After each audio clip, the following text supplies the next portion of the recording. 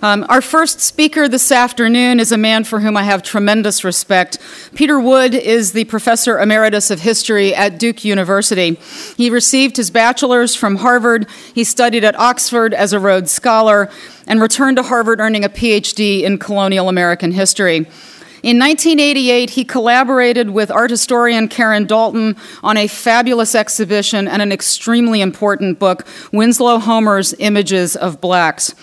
He then wrote a book on Homer's Gulf Stream, and his most recent book is titled Near Andersonville, Winslow Homer's Civil War. He continues to explore early American history and the interactions of cultures, but more importantly, what Peter has done has resurrected the history and the different facets behind the rediscovery of Winslow Homer's Near Andersonville, and I am delighted that he is here this afternoon to talk to you about it. Will you please welcome Dr. Peter Wood?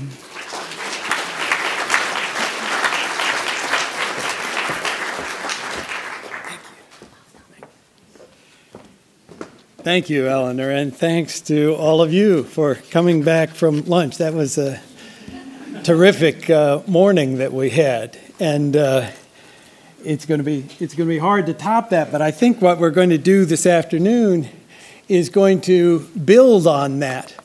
We got a wonderful introduction this morning to landscapes and to portraiture photography. Went from impending storms to severed limbs, but with a very broad approach. There's another way to tackle an exhibition that's this broad and enchanting and challenging, and that's to zero in on one single picture and dig deeply. And that's what I want to do briefly here, dealing with this image by Winslow Homer. Obviously, I don't need to justify talking about Winslow Homer. Others are going to do even more this afternoon. But when you walk into the exhibition, you see, for an audience like this that's familiar with his Civil War and Reconstruction paintings, you see at least a dozen old favorites, pictures that many of us have seen and admired and talked about for years. And then you see this one that many of you probably do not know well at all. So I want to focus on this little-known painting, which was lost for more than 100 years, and try to dive deeply into it. It has an interesting backstory, the actual picture itself, which I'll tell you briefly. But for me, the broader implication is that it represents an important insight into the Civil War that we're just now beginning to comprehend. And I think that those of you in the audience who are almost as old as I am and remember the centennial 50 years ago are well aware of how much has changed in the interim. And one of the things that's changed in Civil War research, both in looking at the war itself and in looking at the art surrounding the war, I think you saw exemplified in the discussions this morning. That is to say, slavery and race relations were a much larger, more open, complicated, and significant part of those discussions than you would have gotten at a symposium 50 years ago or even 25 years ago.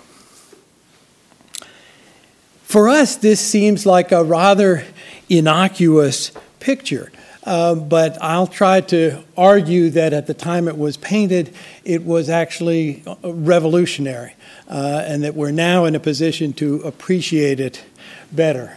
Let me begin just with a brief reminder of Homer as one of our most admired American artists, known for his images of children, of women, of hunters, and particularly as our greatest painter of the sea.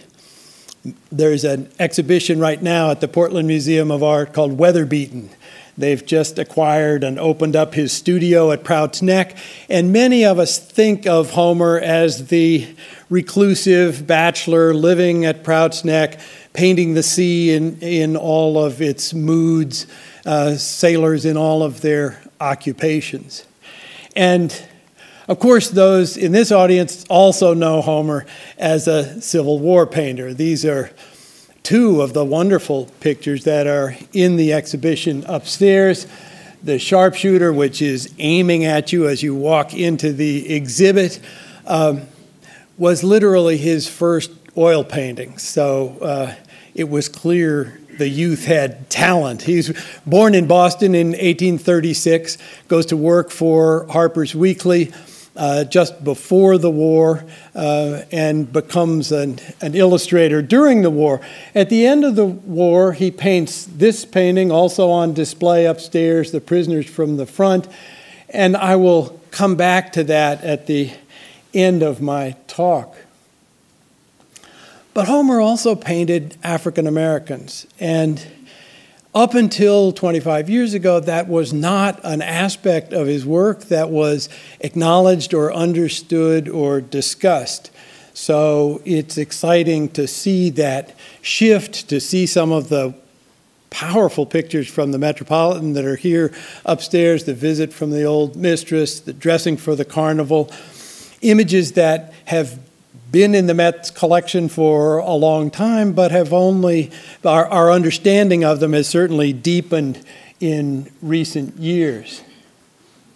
Let me talk for a second about, Homer was also a watercolorist, as you know. This is one he painted during Reconstruction. It's a very small, luminous watercolor that's in Athens, Georgia.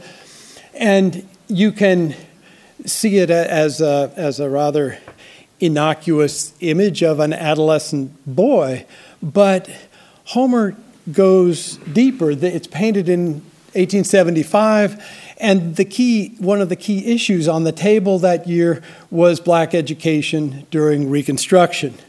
So this sunflower, which mirrors the boy's face, is, I mean, the thing about a sunflower is that it follows the sun. It soaks up light wherever it can, just the way a good student seeks enlightenment.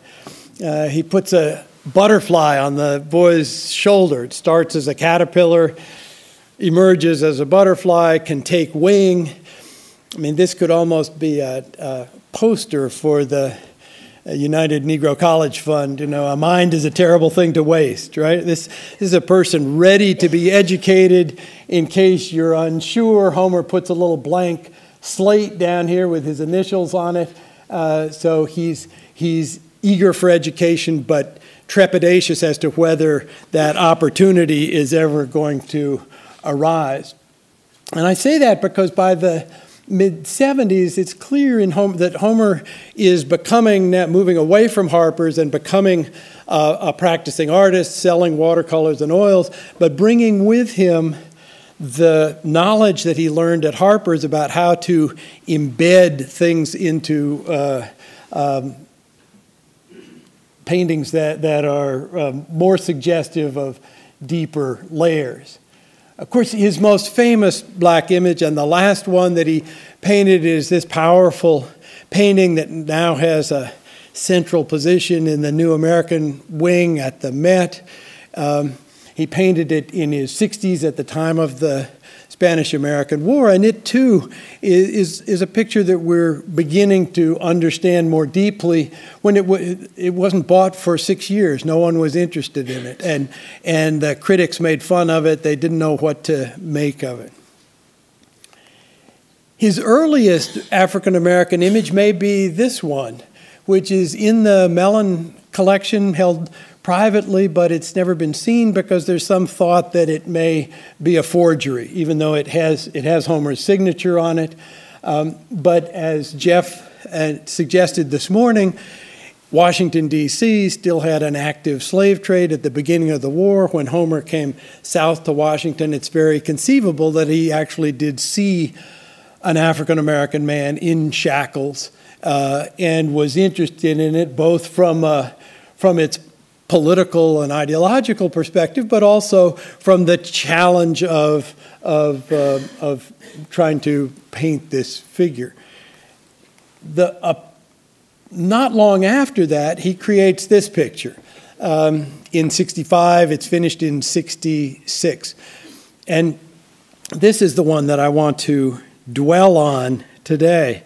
I have to tell you the story about its being found. It was unknown in the Homer catalogs. There was not even any reference to this picture. And in 1960, a wealthy banker in northern New Jersey passed away. His 5 children came together to divide up all the antiques in the household. They took what they wanted, and then they hired a junk dealer to come and take away the rest for $50. And he called back the next day and said, "I'm ready. When can I come get that stuff?" And then he called the next day and said, "I'm ready. I've got my truck." And they smelled something wrong. They got together again and went over what was still in the house. And I know this story because the grandson, who's about my age, was then an undergraduate in college. He wrote a paper for his art class called "How We Discovered a Winslow Homer in Grandpa's Attic." And so he describes in very graphic terms how his dad went upstairs, rummaged around in the attic, and hollered down, "Anybody ever heard of a guy named Homer?" And his mom thought for a minute and then hollered back, "Do you mean Winslow Homer?" And this is the picture that they brought down out of the attic. They didn't know what to do with it. They stuck it in the study. A friend of theirs who came to visit for a fishing trip saw it, got excited, went back, and became the agent for the picture to try to first to authenticate it and then to sell it. He decided he would start at the top, so he took the picture, brought the picture down here to Washington to Paul Melon and his wife, showed it to them, and offered it to them for $45,000. And they turned it down. A year later, they bought this Homer painting, much less challenging in political terms, certainly, and which is now a part of the National Gallery collection. So the last Winslow Homer that went on the open market went for $32 million to Bill Gates. So they've made one of their few mistakes maybe on this one, and it's not here in D.C. It's actually in the Newark Museum. After 6 years of trying to sell it unsuccessfully, they simply gave it to the local museum. In December of 1966, 6 months before the Newark race riots, 24 people were killed within 5 blocks of the Newark Museum. It was not a time when the Newark Museum was going to be doing deep research on this 19th century painting. So my first challenge was to find out how this picture had gotten into that family in the first place. And I finally tracked it back to this woman. I found her grave in Newark, about 10 minutes from Newark Airport. And I dug through genealogy books for the Corbin family and the Kellogg family and found a listing of a woman named Sarah Louise Kellogg. She was one of 14 children. All the rest, it just said born, died, born, died. And then for her, it said this: during the last 2 years of her life, Miss Kellogg was engaged at Port Royal, South Carolina, in active efforts for the education of the freedmen, and in that cause contracted the disease which terminated her valuable and heroic life. Well, many of you know about Port Royal, the Port Royal experiment, and Willie Lee Rose's wonderful pioneering Civil War history book from 1964 about the Union Navy taking over Port Royal Sound early in the war. We just passed the 151st anniversary, I guess, on November 7th, of what blacks in the Sea Islands called the Big Gun Shoot, when the Union Navy sailed into Port Royal Sound, shelled the town, the 1,800 white planters retreated to Charleston, leaving 7,800 African-American slaves liberated. And that became a cause in the North. Not only was food and clothing being sent to these people, but a band of school teachers, black and white, men and women, signed on to go to the Sea Islands to teach. It would be as though one of your children or grandchildren signed up to teach school in Afghanistan, even as the war is going on, but they felt this was something that needed to be done.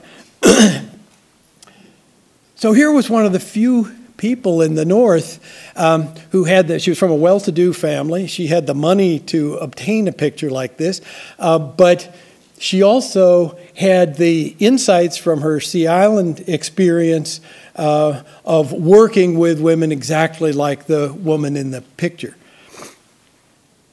But she died in June of 1866, and the picture went on view in April of 66. So somehow it got into her hands before she passed away, whether it was given to her by Homer or whether she bought it or a friend acquired it knowing that it would be meaningful to her, we don't know. But this is an image.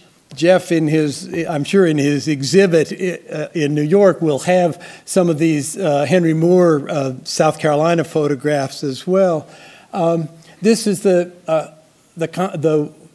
these are the adults that Sarah Kellogg was teaching, and in the background here you see a Union ship. They after the attack, they left a ship there to hold on to Port Royal Sound. It was called the Kingfisher.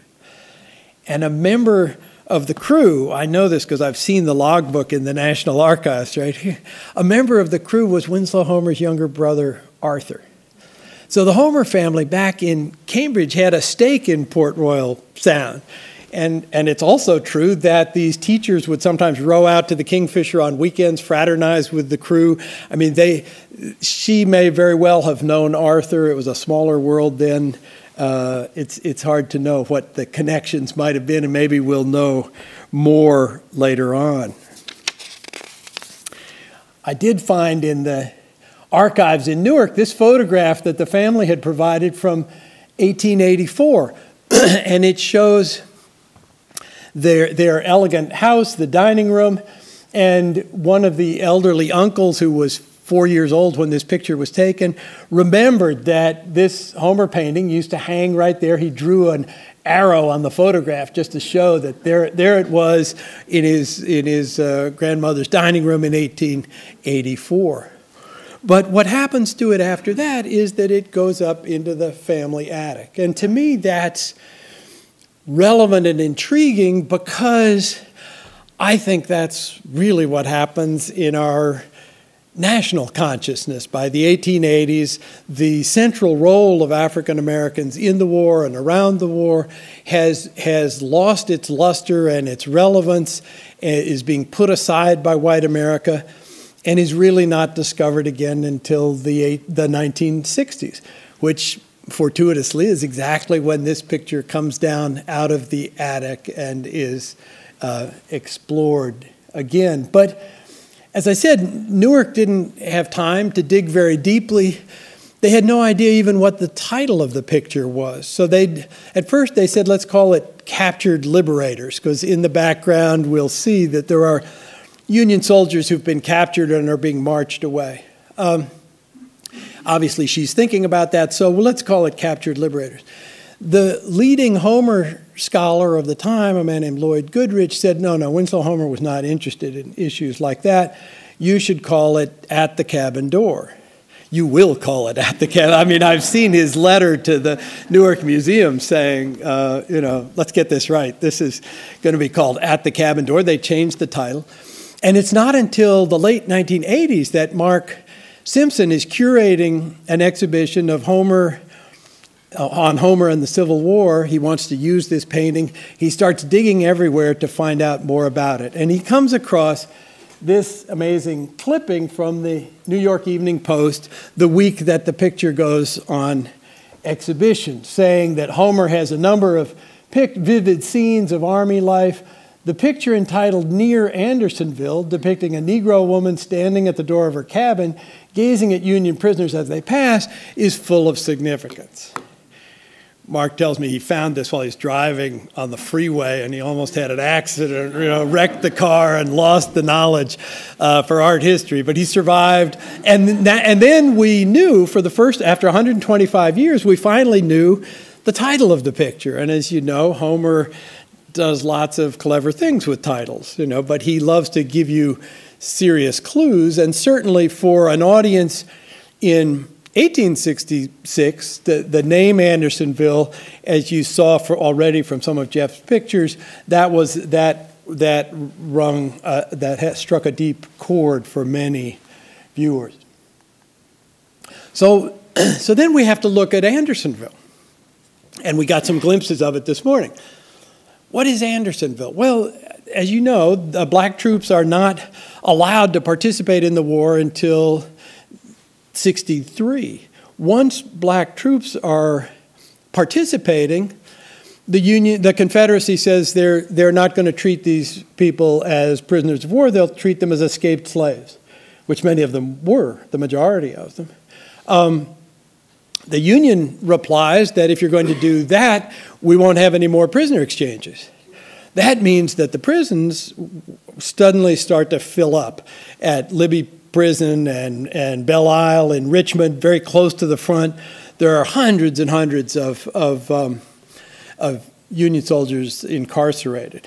So they go to the furthest place they can find, which is in southwest Georgia, a little town called Andersonville, about a dozen miles from Plains, if you've ever visited the Jimmy Carter home site. It's in that area, and they force black slaves to build a new prison camp. The irony is not lost on the African-American workers who create it. And it becomes a hellhole. All the prisons were difficult, but at Belle Isle Prison, for instance, only about 1,000 people died. That's a lot, but Andersonville was much bigger than any of the others. It's only in operation for 14 months. But as Jeff said, almost a third of the men who go in do not come out alive. And many of them are scarred for life, not just physically, but mentally. I mean, this lives on for them. This is a picture that was done in the 80s by Thomas O'Day, a Maine soldier who goes back to Maine, draws this unbelievably detailed picture of what it was like in Andersonville in the summer of '64, when more than 100 people a day are dying from heat prostration and lack of food and clean water. He illustrates around the side of that big picture. There are small little vignettes like this. Here's one of the daily detail where the Union soldiers had to bury their own dead. And you've seen already these very grim pictures, that there was only a vague awareness in the North of how bad conditions were there, but there was talk about Andersonville in the summer of '64. And the commandant, eventually at the end of the war, is hanged here in D.C. after a very public show trial on the site, what was the old prison, on the site of the current Supreme Court building. He was the only person hanged for treason. So that's Andersonville. Now, what's Homer's relation to it? He never goes to Georgia. He's not in Andersonville. He may have known people who knew people who were in Andersonville. But he grew up in abolitionist Boston, a middle-class family, not particularly obvious politics, but he was sensitive to the currents around him. So, for instance, as a young illustrator at Harper's, he draws this picture. This is the first anniversary of John Brown's hanging. It's right after Lincoln's election. It's in Tremont Temple, and that's Frederick Douglass giving a speech stirring people up to bring on the war. And it's interrupted by moderate Boston businessmen who will do anything not to have a war with their Southern cotton source. They're dragging him off the stage. And what's interesting about it to me is that you see what you'll see in other Homer paintings. You see it upstairs in The Visit from the Old Mistress, or in the prisoners from the front. I call it his Rorschach test. They're very balanced pictures, and it's really up to you as to who you're rooting for. So in this case, if you think Frederick Douglass is being denied his free speech and dragged off the stage, you can identify with him. But if you feel that he has riled up the crowd too much and probably calm needs to be restored, you can identify with the other people. And Homer again and again leaves it up to his varied audience to draw their own conclusions. He's a prodigy at Harper's, so that by the time Lincoln is elected, he's the best illustrator in the group. They hand him the famous Matthew Brady photograph. He again reverses it, just like the little image we saw today, and creates the front page picture for Harper's of the new American president. And I show that just to remind you how immersed as a young man Homer was in the politics of the day. He is, as we would say, embedded with McClellan's army here in Washington, and then goes south in the Peninsula Campaign. So this is Homer himself, and also all these Yankee soldiers getting their first exposure to Southern African Americans. You can see he's seen black Bostonians, but these contrabands from Virginia are of a different world. He can't even capture the way in which they dance. You've got an old black man playing a fiddle over here, and he's really dancing an Irish jig, even though Homer gets the hair right. But you can see him working on it. What's more interesting are the varied reactions of all the Union soldiers. We talked this morning about card playing as something that comes up in 61, 62, early in the war. And this is pure Homer. Here's two card players. They're rolling some dice. But there's a little card right there between them. And it just says 3 letters, IOU. Right? So it could be about a small-time card game, but it could also be about the much larger perspective of who owes what to whom, how are these debts going to be settled, what lies ahead. He's never actually in combat in quite this way, though he's in the Peninsula Campaign. He's at Yorktown and then at Williamsburg. And his mother, we have a letter, we don't have many Homer letters, but we have a letter that his mother wrote to Arthur on board the Kingfisher, saying this in early June. Winslow went to the front of Yorktown and camped out about 2 months. He returned from, and she describes the conditions, and then she says he returned from the front so changed that his best friends did not know him. And I think there's a growing acceptance now among Homer scholars, having grown up and lived with post-traumatic stress in our own time, to understand and better appreciate the ways in which Homer, like so many other young men who went off to the war, was deeply affected throughout the rest of his life. Many of you know this picture called The Empty Sleeve at Newport, which, again, could be a poster for post-traumatic stress. I mean, here's a man whose head has left arm blown off in the war. His empty sleeve is pinned over his heart in a way that suggests his heart may have been hurt as well.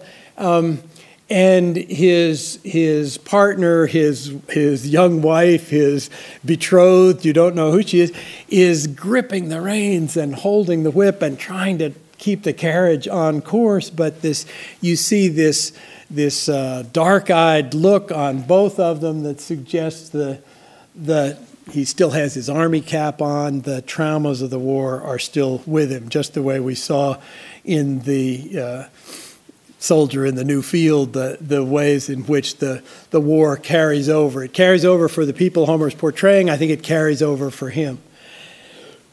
And I think the other trauma, besides just the the wounded that he is aware of is the trauma of slavery, that this confrontation for a New England boy of the realities of slavery, whether or not that shackled slave is his picture. This is not his picture. This is an image from the Peninsula Campaign that was in the press at the time in Harper's Weekly. And I would argue that Homer often looked at what his fellow artists would do and then said, I can do better than that. I'll do my version of that.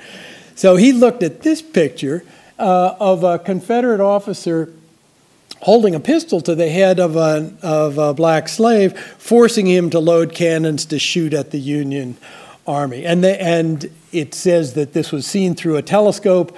Whether or not that's true, we have lots of details about Union soldiers looking at Confederate lines and seeing that blacks are being used to build these fortifications that are so big and strong that they stop McClellan's army. This is what Homer does with that same idea. One of the things you can do as an artist, if you're not a photographer, is you can go behind enemy lines. So he puts himself and brings his viewers into Confederate lines. The other thing you can do is show instantaneous action. Jeff talked about that this morning. You couldn't take a photograph of this. It would just be a big blur. But as an artist competing with photographs, you could try to show immediate action. So in the distance, you can see that 2 cannons have just been fired from the other side of the river. They've been lobbed into this Confederate placement.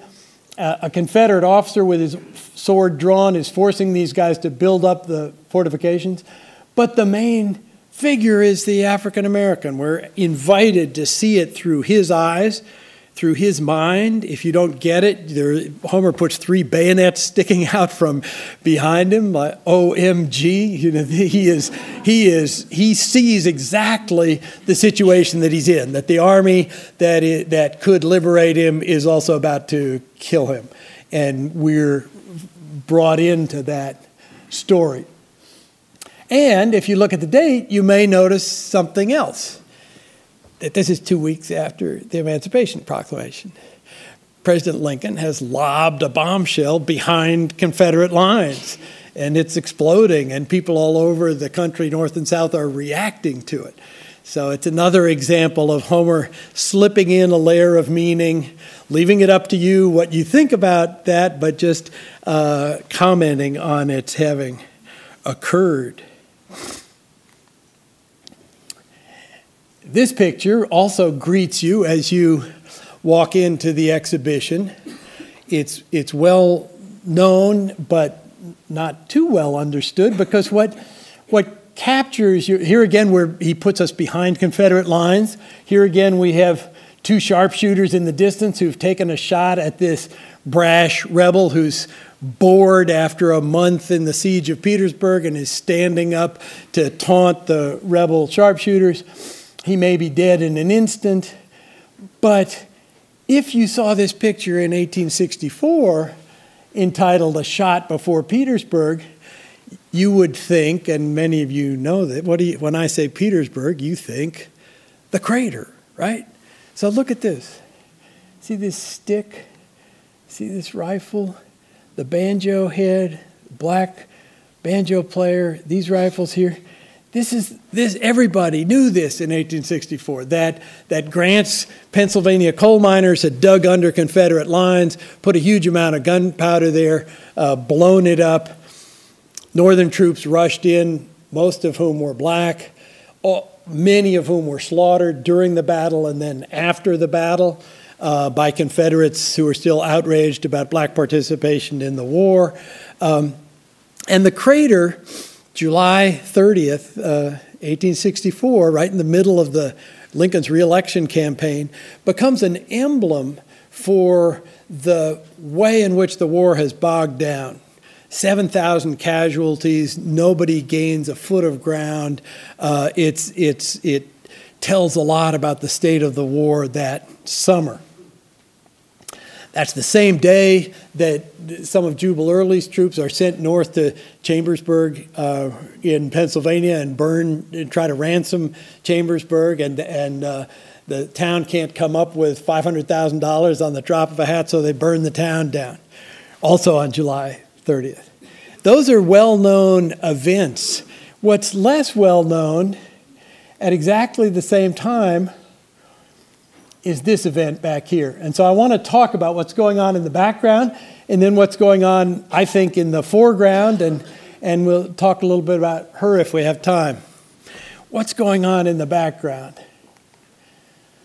While Grant is trapped outside Petersburg, making no progress, Sherman is bogged down outside Atlanta, making no progress. Taking heavy losses, he finally decides in late July, this same week, that the only thing he can do is send his cavalry around Atlanta to break the railroad lines. And if they can do that, they might even get to Andersonville. This is another one of those same pictures that Riddle took in August of '64. Sherman and his generals have no idea what the actual conditions are in Andersonville. I think they think if they can get there, they'll throw the gates open and people they can bring these soldiers back to fight again. So the day before, he takes 8,000 cavalrymen and their horses. He splits them in two, sends them around both sides of Atlanta to try to break the railroad lines. And Stoneman, who is in charge of this eastern flank, comes to Sherman the night before and says, look, I'll do that, but I want to go further south to Macon, liberate officers who are imprisoned there. Then after that, I want to go down to Andersonville and spring them loose as well. And Sherman, again, I've seen this in the National Archives, his exchange with he retains deniability. He says, if you want to do it, go ahead. If you fail, I don't know what you're up to. But he says, but if you succeed, you'll have the everlasting gratitude of the entire nation. By implication, he means I will too, as your commander, I think. But it's a Hail Mary pass. And just like the crater, it turns into a total debacle. As I say, Homer was never near it, but he had seen cavalry actions in the past. Some of his most dramatic images deal with cavalry actions. But Stoneman is surrounded, captured. He's the highest ranking officer on either side to be captured during the war. And Homer encapsulates this with just a couple of Union cavalrymen in their boots, but without their rifles. They've been captured, and there's the Confederate flag. They are being marched to Andersonville, the very prison that they hoped to liberate. So that's what's prompting this picture. That's what's going on. That then gives us this focus. This is late July, early August, 1864. Stoneman's raid is going on in the background, but it's in the background. She's in the foreground. And even in front of her, you have these little things. I want to talk for a minute about the planks and the gourds and this. Do you know what this is? It's a mud sill. Right? Well, we don't have mud sills very much on our houses now, but a mud sill, as you Civil War scholars know, was a buzzword at the beginning of the war. James Henry Hammond in the Senate from South Carolina had pronounced in 1858 the doctrine of the mud sill version of society, which was that every house needs a strong foundation and a good mud sill. And in the South, the African Americans are the mud sill. That's where they belong. That's their role. And on top of that, we can then build a wonderful society. This was slavery as a positive good taken to another extreme. Lincoln and others in the North push back. We don't believe the mud sill theory. So here Homer puts this very dignified, thoughtful African-American woman standing on a mud sill. She's not the caricature that was part of that discussion. But the planks, what about the plank? I mean, in the wall copy upstairs, it talks nicely about the way in which she's obviously standing at a fork in the road, right? I mean, her world it's unclear which way she's going to go or which paths are going to be open to her. But you can go a step deeper because I think, and you don't have to follow with me on all these. You may think I've gone a bridge too far. But it turns out that during Lincoln's reelection campaign, platforms are an obsession. Just the way in the election of 1860, rail splitting had been an obsession. So the artists would always, and the cartoonists would always draw rails, Lincoln and the split rail fence. In 64, it's the Democratic platform, which basically says that it's time to move on and end the war irrespective of slavery.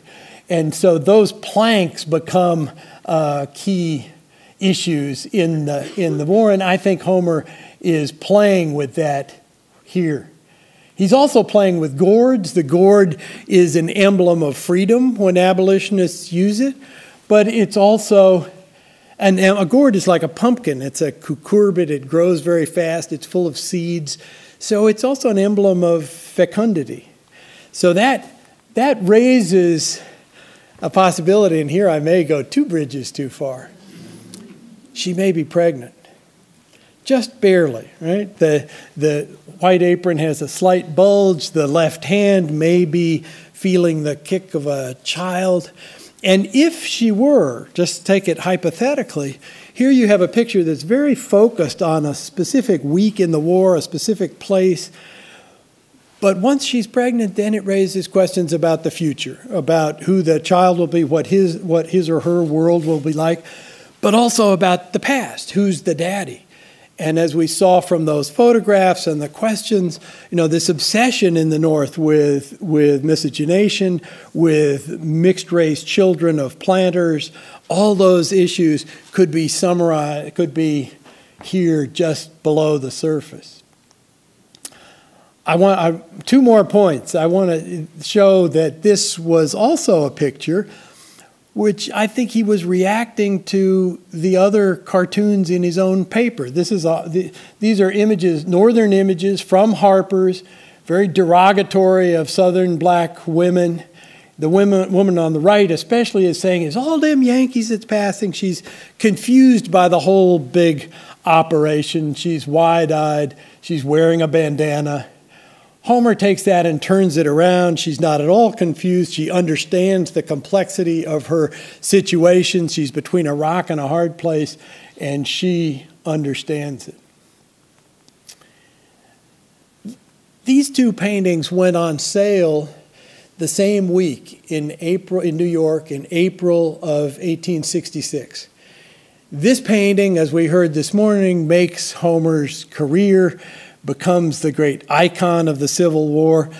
And at the centennial 50 years ago, this was the image that was put forward and that was accepted by most Americans as being the Civil War. That is, this balanced view of Northern and Southern soldiers, no women, no African Americans. There may be an African American soldier right there, but it's doubtful. But very easily balanced. You could root for either team. And that was the way we understood the Civil War 50 years ago. I would argue that today, over this 5-year sesquicentennial, we're in the process of trying to turn it from a 2-sided war into a 3-sided war, trying to not eliminating the armies and the battlefields that we already know so much about, but moving them to the background, seeing them as young American boys killing each other in ways that they probably shouldn't, intermingled really instead of opposed against each other. And to the foreground comes this African American woman. And to be able to see the war through her eyes is something that I think we're only just now able to begin to try to do, and it's something that Winslow Homer managed to do 150 years ago. It's quite extraordinary. Thank you very much.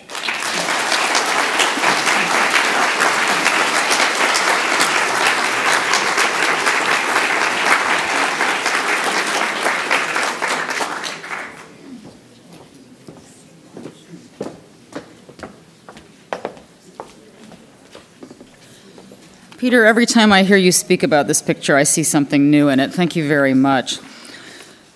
Our next speaker this evening is Dr. John Davis, the Alice Pratt Brown Professor of Art at Smith College in Massachusetts, where he also serves as Associate Provost and Dean for Academic Development, which makes his participation here all the more gratifying given what we know administrative duties due to your ability to think creatively about other things. He graduated from Cornell University. He earned his master's and PhD in art history from Columbia University in New York. He's written so many books you could easily lose track, except that they are all so incredibly memorable. His latest large-scale book is American Art to 1900, a documentary history which provides the foundation documents that allow us to see art history in terms that were understood at the time these works were made. He's written several dozen articles, essays, and reviews, and I'd like to point out one that was particularly groundbreaking for me with my work, and that was his work on Eastman Johnson's painting Negro Life in the South and Urban Slavery here in Washington, D.C.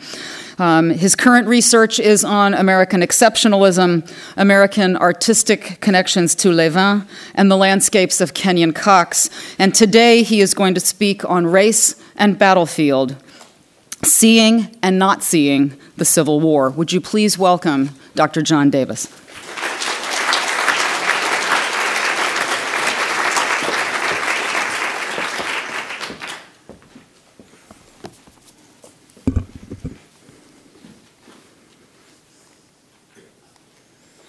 Thank you so much, Eleanor.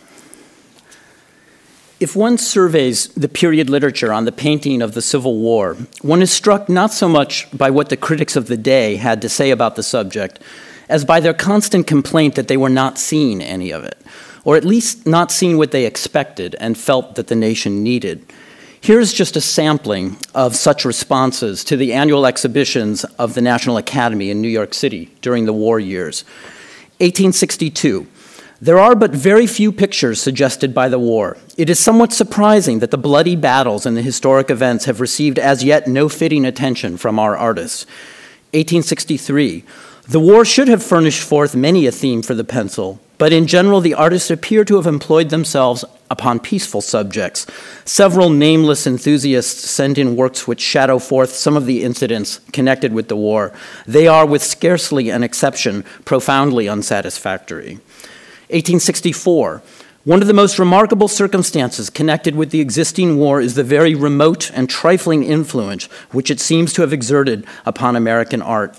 The chief body of our artists have gone on painting landscapes and genre pieces and portraits as if the old piece had never been interrupted. And 1865. We should gladly have seen more works inspired by the war, which is so profuse of romance, tragedy, and comedy. Just a few years after the end of the conflict, the situation seemed to many not to have improved. Here is Mark Twain writing as a correspondent to a San Francisco newspaper in 1867. Now, after 4 or 5 years of terrible warfare, there is only one historical picture in the Academy, and that is execrable. There isn't a single battle piece. What do you suppose is the reason? End of quote.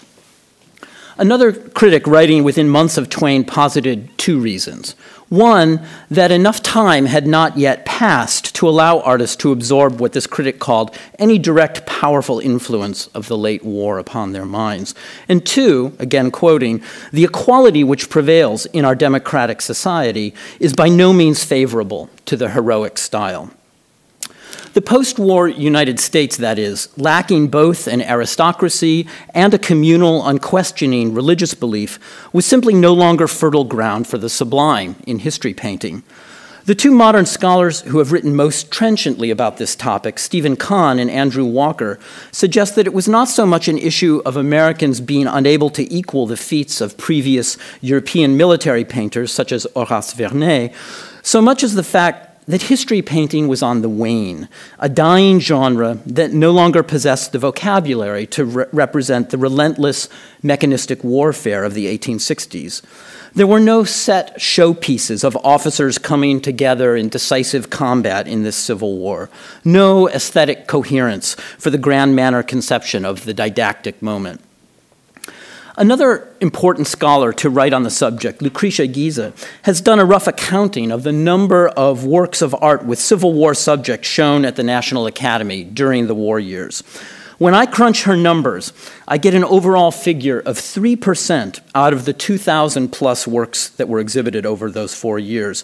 And the majority of these Civil War images were camp scenes or home scenes rather than history paintings. Pat Hills has done a similar estimate for 1866, the year following the war. And according to my math, the figure of Civil War subjects then drops to about 1%. Though, as we shall see, there was a fascinatingly brief resurgence of exhibited paintings on the topic of race and slavery in 1867.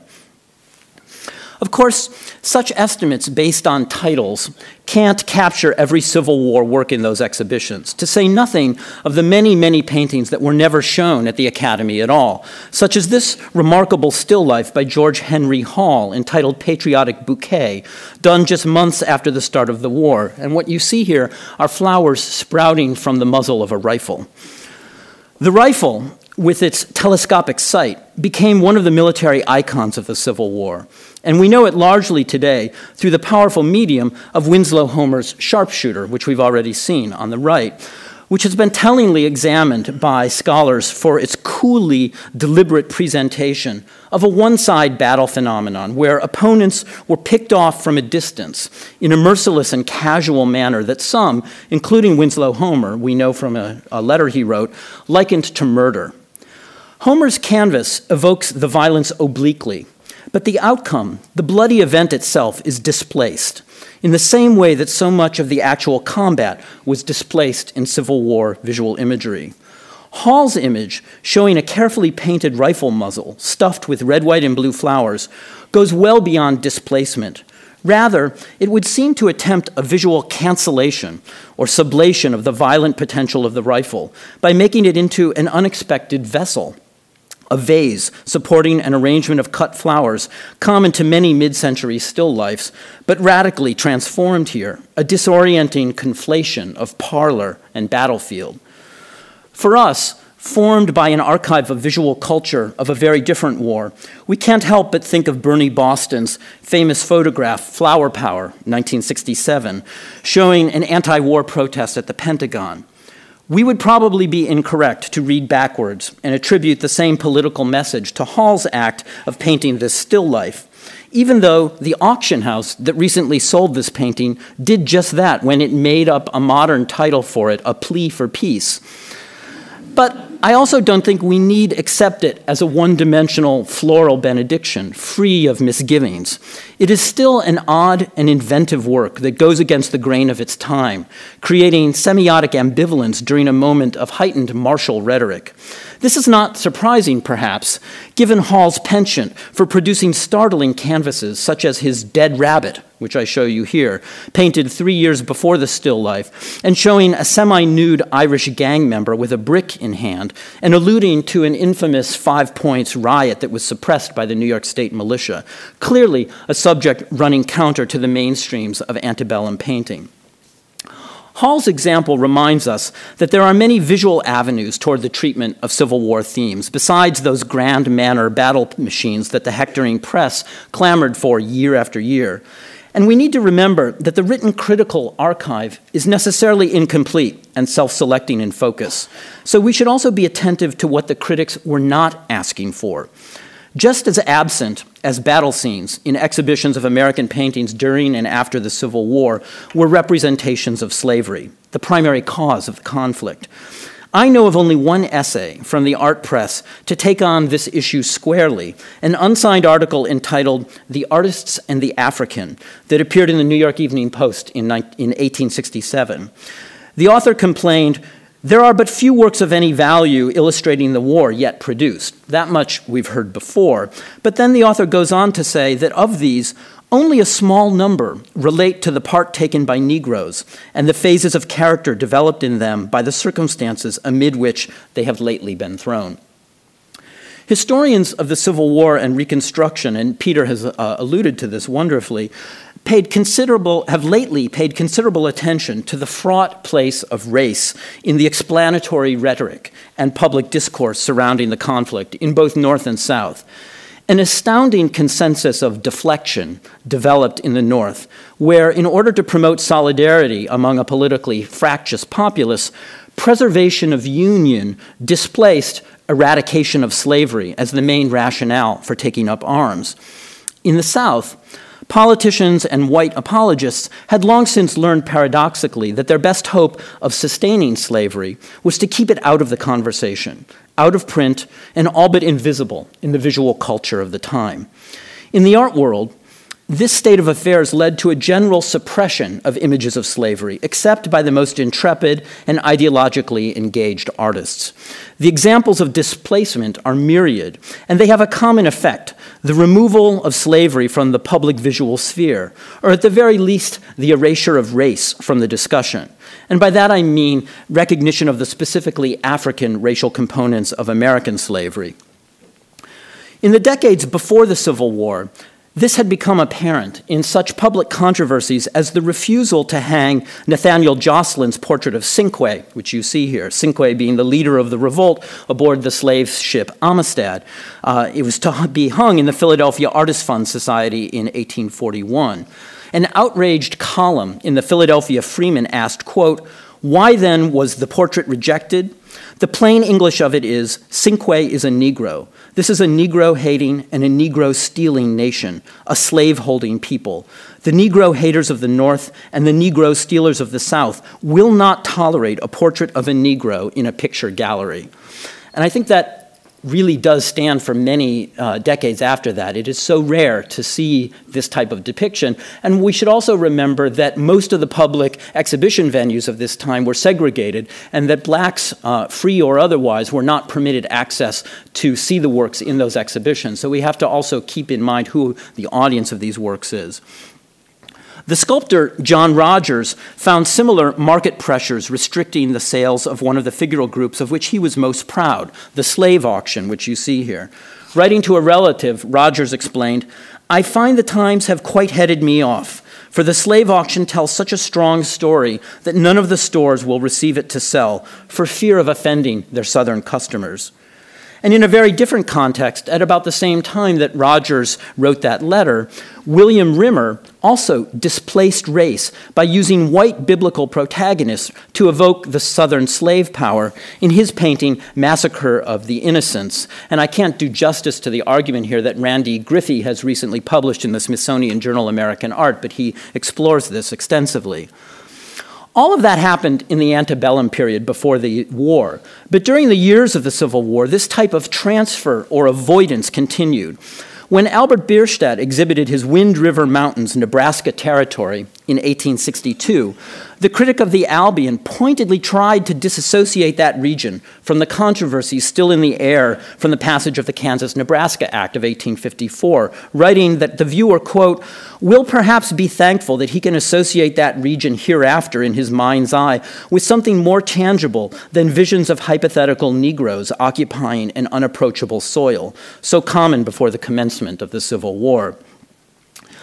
Another landscape in the exhibition, done in the last year of the war, E.L. Henry's view of the majestic Virginia plantation Westover when it was occupied by Union troops, offers a small but even more direct erasure of the traces of slavery. Henry did a pastel sketch, which I'm showing you at the left, in 1864, which shows a group of slave cabins to the left of the manor house. They are right here. But, as Roberta Sokolitz has observed, this physical manifestation of slavery was obliterated in his finished painting of 1865, replaced by the presence of the Federal Army. Henry did another version of this scene in 1869, the one I'm showing you here and the one that is upstairs, where he made a number of changes to the house and the surroundings, but still, he did not bring back the slave cabins. In a letter he wrote to the Virginia sculptor, an ardent Confederate, Edward Valentine, a year later, he evinced clear Southern sympathies, hinting at how he chafed under the Union loyal party line during the war, and even falsely appeared to support it so that he could gain access to such sites as Westover. It is true that Henry is also the author of a painting that commemorated the service of free black troops, specifically the 20th U.S. Colored Infantry of New York, in his painting of 1869, Presentation of the Colors, upstairs in the exhibition. But this was a commission, not a subject chosen by the artist, and the result, it seems to me, depends more on his topographic and architectural drafting skills than on any heartfelt emotions of pride or admiration of the event taking place. One of the most curious and affecting episodes in the history of the imagery of race and slavery during the Civil War is the exhibition of Anne Whitney's plaster, Africa, or Ethiopia Shall Soon Stretch Out Her Hands to God, exhibited at the National Academy in 1865. The mixed critical response to this work was almost furious in its intensity, and it was condemned in an extraordinarily explicit manner for the absence of any recognizable African physiognomy. Here is one representative notice from the Tribune, almost surely written by Clarence Cook, quote, "A beginner, without true comprehension of the vastness of the theme and without the judgment to teach her that imagination in such case must necessarily include the characteristic forms of the personified race, offers us this feeble, half-formed figure as a fit representation of that Ethiopia. Of course it is a disastrous failure. It is not in the least like the African type, which Miss Whitney has no more dared to accept than Mr. Story in his Libyan Sibyl." Cook here is referring to William Wetmore Story's Libyan Sibyl, which I show you on the right, famously likened to Sojourner Truth by Harriet Beecher Stowe in 1863, but also, like Whitney's Africa, criticized in the press for failing to denote a discernible African type.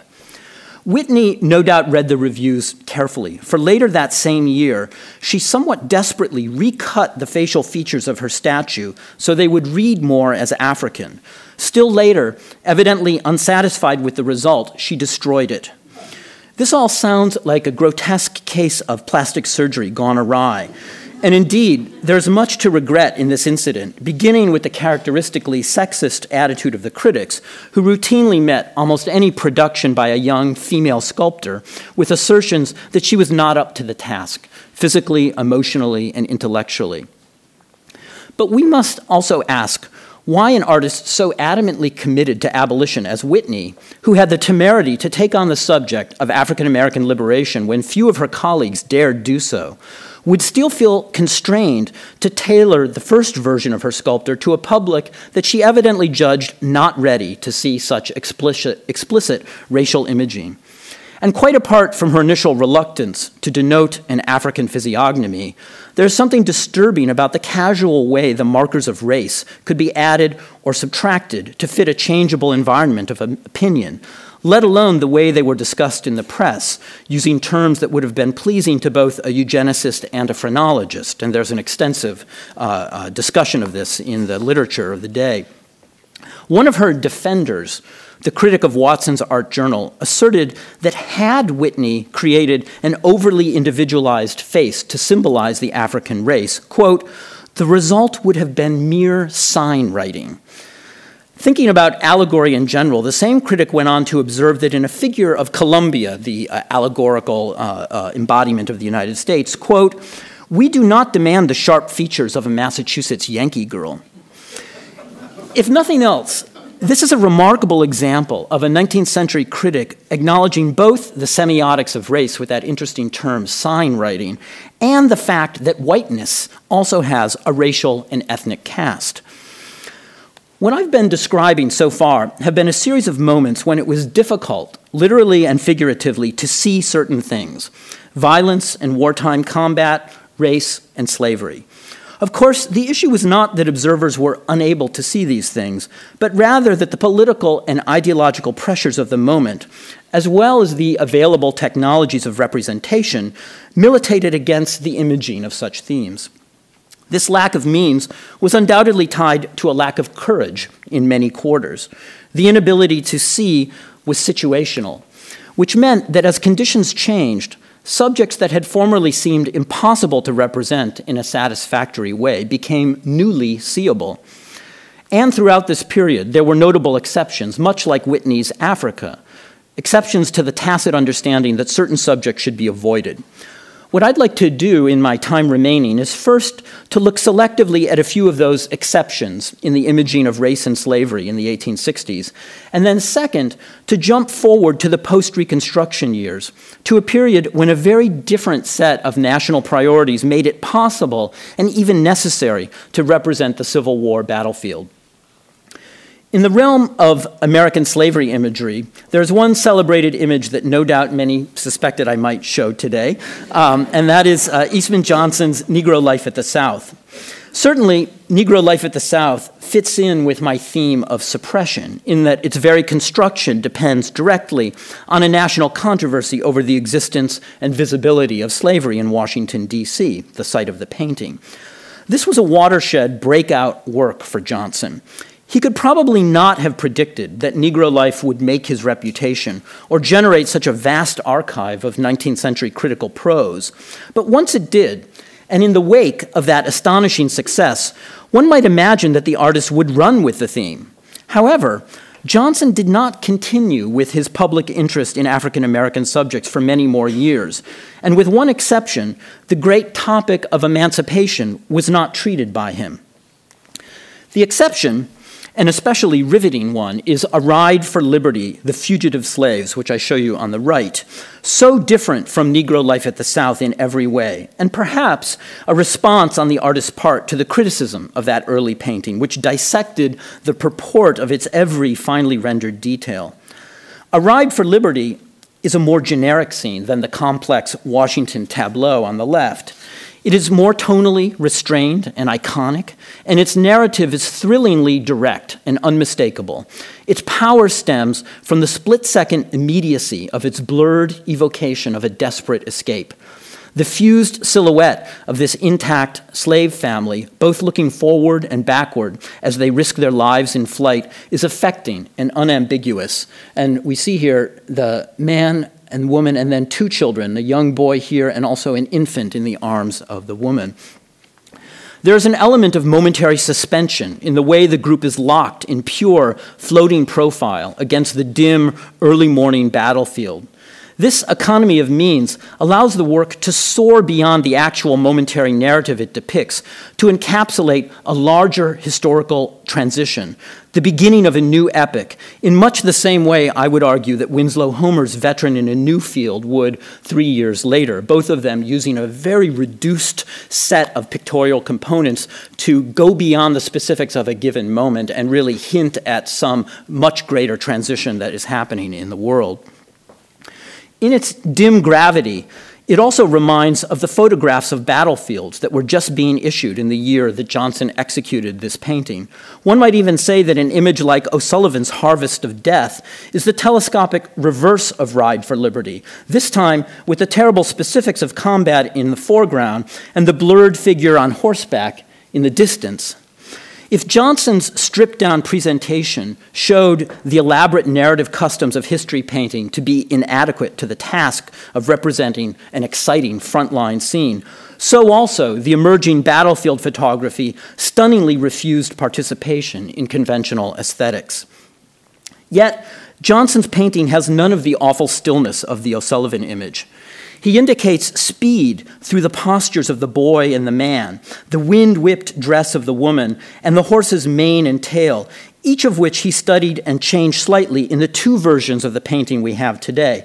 And I'm showing you on the left the version in the Brooklyn Museum where the battlements and the bayonets and the fighting in the background is a little more prominent, and on the right, the version that's in the exhibition upstairs from the Virginia Museum of Fine Arts, with the horse's stride changed somewhat and giving, I think, more of a sense of elastic leaping speed high off the ground. There was a third version of this painting that's now been lost. Implied motion or movement is the key to this painting and its remarkable depiction of a black family as agents of their own liberation. They are a readable, recognizable sign of transit. Slaves, by definition, had almost always been shown in motion. Idleness is anathema to their condition. Slaves exist to do, not to be. Maury McInnes, whom we'll be hearing from later this afternoon, has made the excellent observation that the printer's woodblock ornament for runaway slaves, and I'm showing you several of them here, in profile silhouette, became so ubiquitous as to stand visually for slavery in American newspapers, whether it be to advertise a slave auction or warn the public of an escape. As she says, this is, quote, movement suggested but never achieved.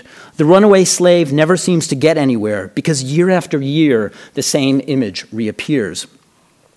However, in 1862, Johnson's runaway slaves could in fact get somewhere. Escaping contraband, as they were dubbed in 62, and then freed slaves following the Emancipation Proclamation in January 63, surged northward in the most remarkable exodus migration ever seen in the U.S. Yet, one would hardly know it to look at the walls of the National Academy, or at least that is the impression the critics leave us. We know that in 1863, Thomas Nast showed a few humorous watercolors with contraband subjects, and Vincent Collier exhibited a painting of a slave boy approaching northern lines called The Loyal Refugee. Henry Peters Gray also debuted a small allegorical work, America in 1862, showing the genius of America breaking the chains of a kneeling slave and handing him a sword to fight. None of these works survive, and most reviewers were not overwhelmed by them. But there was one work at the Academy in 1863 that did create a stir, and rightfully so. John Quincy Adam Ward's Freedman, which you see on the left, a heroic, semi-nude slave who has broken the manacles around his wrists, conceived of by the artist, as Johnson did his fleeing family, as the author of his own fate. Kirk Savage has masterfully shown how Freedman became a sensation at a charged political moment, a lightning bolt of illumination praised for its naturalism and clearly identifiable racial characteristics. As one critic noted wryly, and he's talking about the Ward here, it is not a statue of Ethiopia or of abolishment or of the year of grace 1863. It is not the genius of anything, is no abstraction or bit of metaphysics that needs to be labeled or explained. Ward's statuette, like Johnson's Ride for Liberty, is characterized by motion, with the figure turning in space and lifting his head. These works herald beginnings, and part of their power derives from the unanswered questions they pose about the completion of the trajectory they suggest. In their formal and thematic directness, they are of an entirely different order than the few other works we know of with similar subjects. What might the critics, who so enthusiastically interpreted Ward's Freedman as a sign of the times, have said about Ride for Liberty? We can only speculate, because Johnson never exhibited or sold any of the three versions of the painting during his lifetime. They appear never to have left his studio, and they are not discussed in his surviving correspondence. This is a remarkable act of self-censorship on the part of the artist, out of keeping with his general exhibition practice. We can only conclude that he judged the conditions of the time as inhospitable for his bracing visualization of African-American self-determination and political change. We need to jump ahead to 1867, 2 years after the conclusion of the conflict, to find a similar watershed moment in the depiction of Freedman. Earlier, I mentioned a lone essay in the period criticism that acknowledged the importance of African-American representation during Reconstruction. The inspiration for this article was a small but powerful group of works that appeared in the Academy's annual exhibition of 1867, which included Thomas Noble's chilling Margaret Garner, which you see here, depicting a true, tragic story of a mother who killed her own child rather than deliver him back to slavery under the fugitive slave law.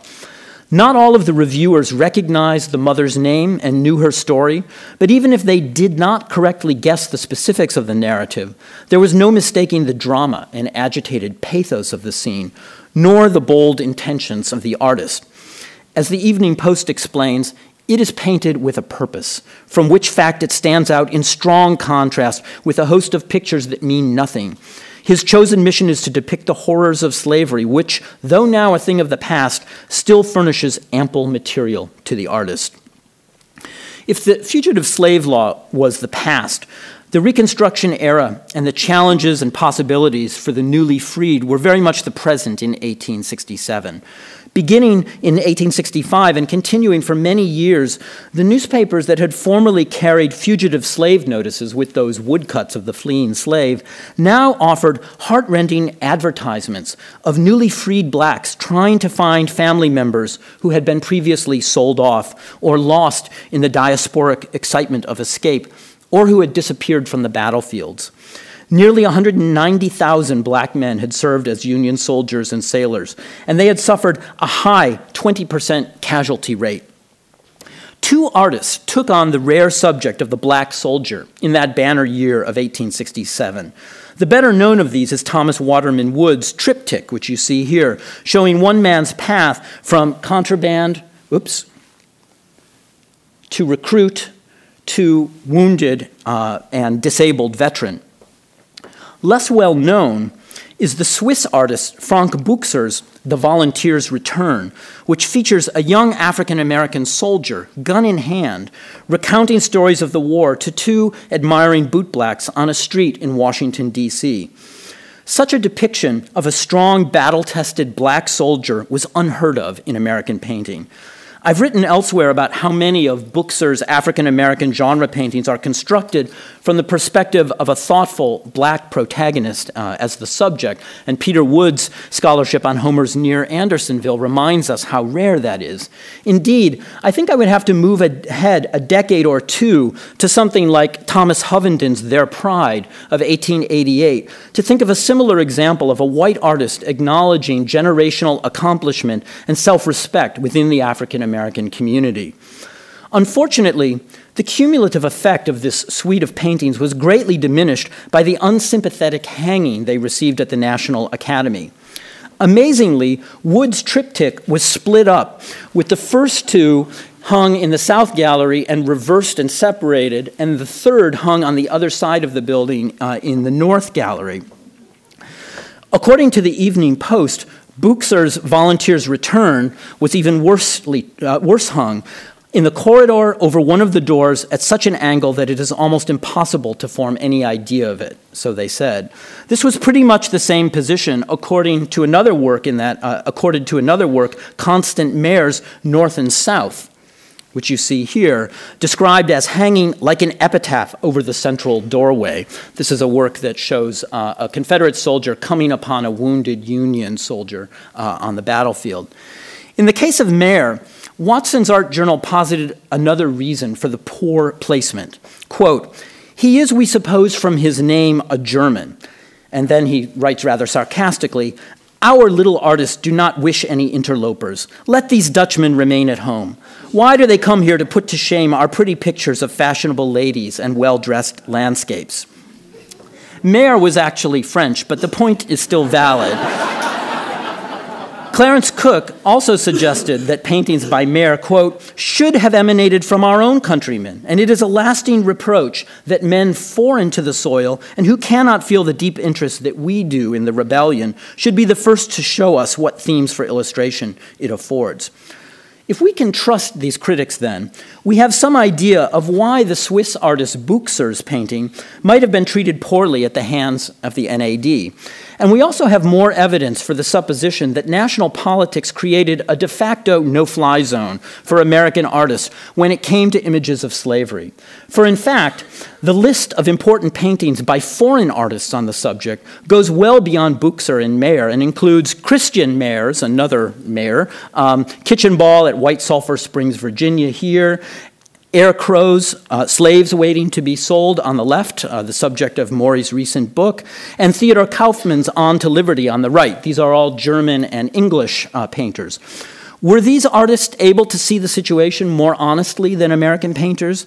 They do seem to approach the subject with a kind of ethnographic focus, accumulating a surfeit of visual data in painting after painting with an almost mercantile, factual attitude toward dress and fabrics that Eastman Johnson, for example, had abandoned by the time of his Ride for Liberty.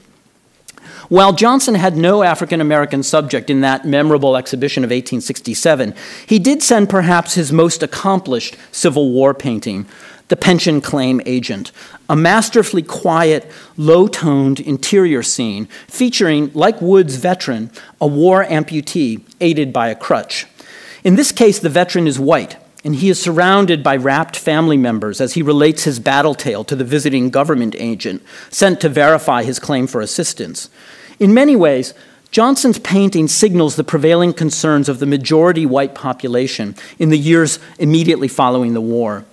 Rather than focus on the project of Reconstruction or revisit the horrific battlefield, they sought to heal wounds, restore the ties of family and of a more tranquil life, and put strife behind them, much as the veteran in this painting has put aside his firearm and canteen hung on the wall. For these people, sorting out the war did not involve the African American community. In his important book, Race and Reunion, David Blight demonstrates how white America, both North and South, moved quickly from an ideological emancipationist vision of the Civil War, with slavery as a leading cause and explanation, to a sentimental reconciliationist vision, stressing union, valor, and liberty, where race played no part. Or if it did, it was through a recirculation of the plantation myth, complete with minstrel dialect and Old South nostalgia. Race was thus made a less divisive and threatening topic, and the way was clear for fraternal reconciliation. By the time of the centennial, Memorial Day parades and blue-gray reunions stressed forgiveness, heroism, and honor on both sides. The process of remembrance was aided by the creation of a massive publishing industry of Civil War histories, memoirs, novels, and biographies in the 1880s, notably Century Magazine's three-year project Battles and Leaders of the Civil War, complete with maps, tables, landscape drawings, and portraits. The audience, largely but not completely composed of veterans, was voracious.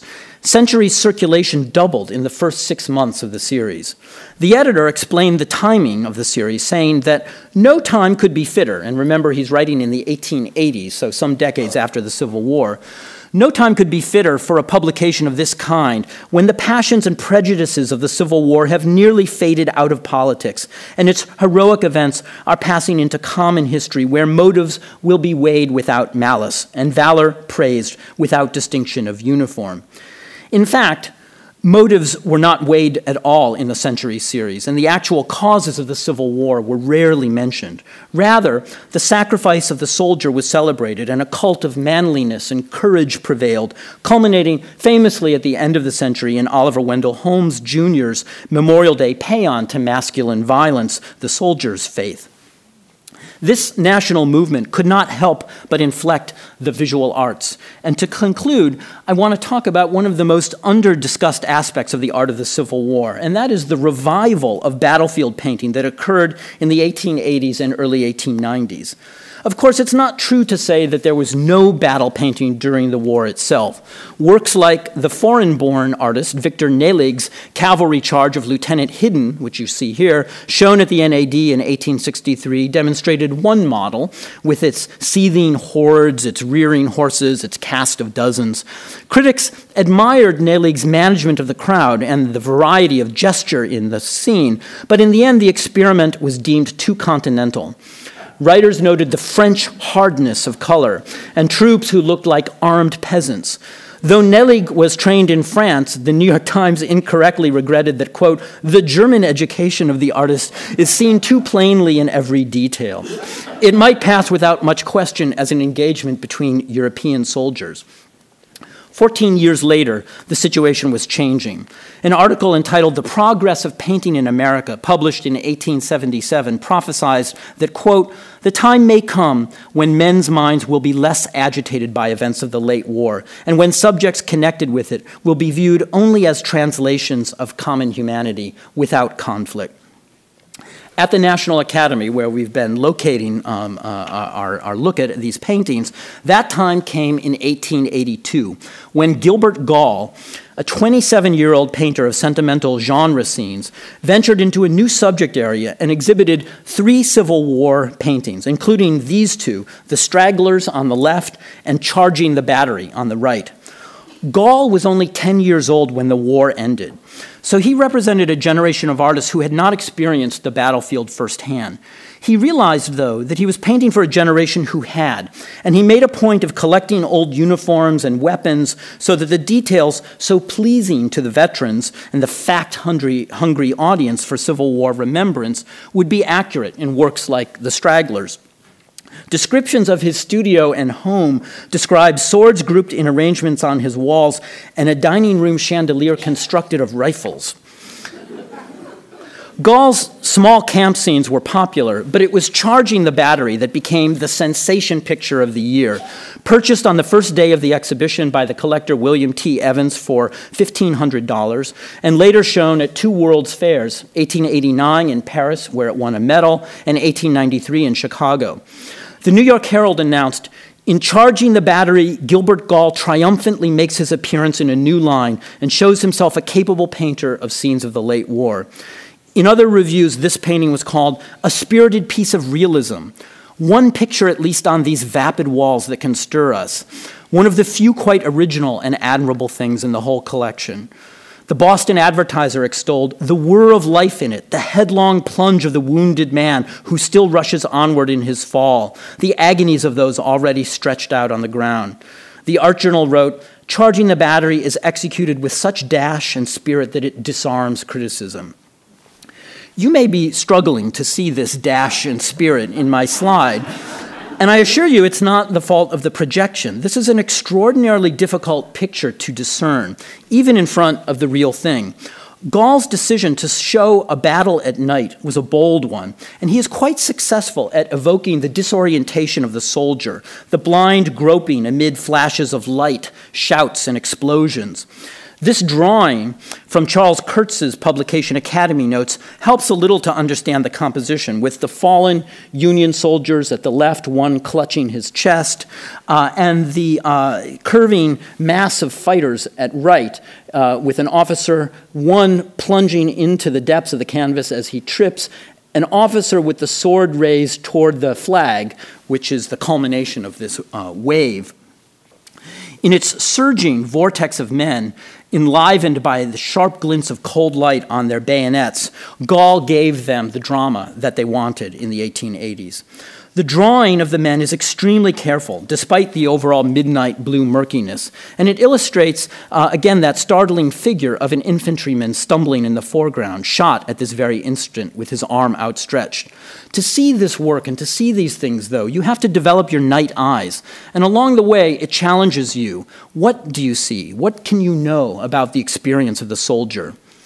Night scenes were not unknown in Civil War painting, such as James Beard's The Night Before the Battle of 1865, which I show you on the left, with its ominous skeletal figure of death at the cannon, ramparts, and the sleeping Union soldiers spread out below.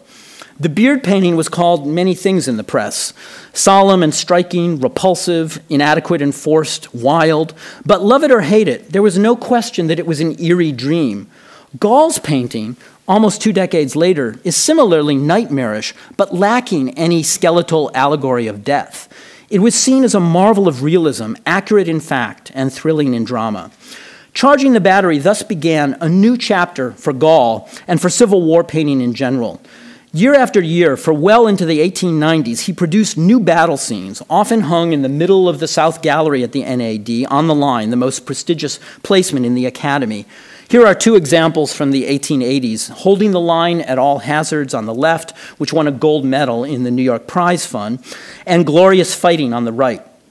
Another handful of Civil War battle painters joined Gall: Julian Scott, William Shelton, and William Trago of Philadelphia in this annual production, and it became a critical convention to compare the battle pieces each year, with Gall almost always coming out on top.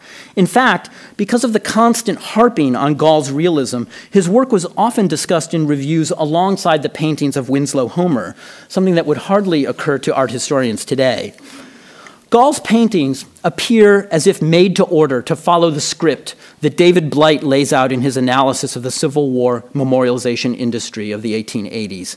Gall slakes the thirst for facts, for war details that Blight tells us, for sheer delight of shared reminiscence, became for veterans an end in and of itself. Yet, his engaging battle scenes, which would never be mistaken for European combat, also provided access to the authentic and instinctual experience of violence that Holmes and other proponents of the strenuous life were prescribing for the next generation. They were a boon to military men, as the Nation put it, but they also served to sweep up non-combatants into the drama of battle so that they might vicariously feel the stirring struggle, often bringing the viewer into direct face-to-face combat, as is in the case with Glorious Fighting on the right, where the line is actually facing you and putting you in the place of the opposing regiment. One critic wrote about this painting, "From the presentation of this one side of the fight, the other side could be realized easily and with great intensity." This, after all, was the point of reconciliation, to erase the distinction between North and South in one celebration of valor and courage. You may have noticed that both of these works present Confederate rather than Union heroes. This was often the case in Gall's paintings, especially in his later years. He found that well into the 20th century, Southern audiences maintained a hunger for his romantic Civil War vignettes. To his celebration of white masculinity, he added a measure of lost cause symbolism, as in works like The Return Home on the right, which recycles the theme of ruins that goes back decades to this Henry Mosler painting of 1869 of the Lost Cause. He also found a way to invoke the plantation nostalgia that was such an important part of this reconciliationist vision. His Faithful to the End shows a loyal slave attentive to the needs of his wounded Confederate master. Needless to say, it is a far cry from Buxer's Volunteer's Return of 1867. In his long career of painting the Civil War, I don't know of a single Gilbert Gall painting that shows a black combatant. This brings us back to finish to the question of race where I started. I hope that I've been able to suggest here the many ways in which the violence of the conflict and its racial causes were intertwined, and how the visual culture of not just the war years, but also the decades preceding and following it, struggled constantly and serially with the question of how and whether they could be represented. We can be thankful to Eleanor Harvey and to the Smithsonian American Art Museum that in this exhibition we have such a rich opportunity to continue to contemplate how we see and how we don't see the Civil War. Thank you.